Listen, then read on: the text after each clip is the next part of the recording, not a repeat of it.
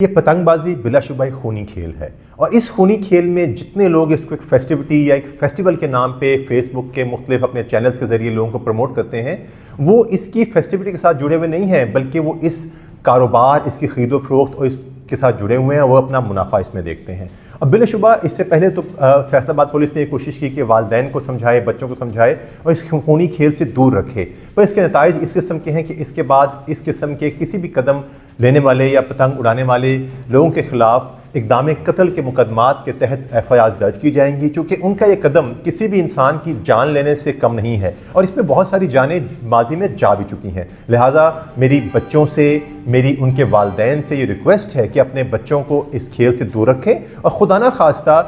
आपके करीबी में से भी कोई ऐसा शख्स हो सकता है जो इसके नुकसान उठा सकता है। मैं एक बार फिर फैसलाबाद के तमाम लोगों से रिक्वेस्ट करूंगा कि ऐसा वो खेल, ऐसा वो अमल जो बाकी बहुत सारे लोगों की जान लेने का बाइस हो, उससे इज्तनाब करना चाहिए। और मैं एक बार फिर उम्मीद करूंगा कि इंशाअल्लाह इसके बाद वालिदैन अपने बच्चों को समझाएंगे और जो बड़े खुद समझदार हैं वो इस खेल से इज्तनाब करेंगे और ये बसंत यहाँ पे इस तरह से नहीं मनाई जाएगी। अदरवाइज़ आपकी बहुत सारी खुशियाँ जो हैं वो गम में तब्दील हो सकती हैं। हमने 90,000 के करीब मुख्तलिफ हमने काइट्स पकड़ी हैं, हमने 5,000 के करीब डोरें पकड़ी हैं, हमने सैकड़ों पर्चे दिए हैं, 1800 के करीब हमने FIRs दी हैं और इसके बाद इनकी FIRs की ग्रेविटी बहुत ज़्यादा होगी और सेशन लॉस में ऐड किया जाएंगे। Thank you.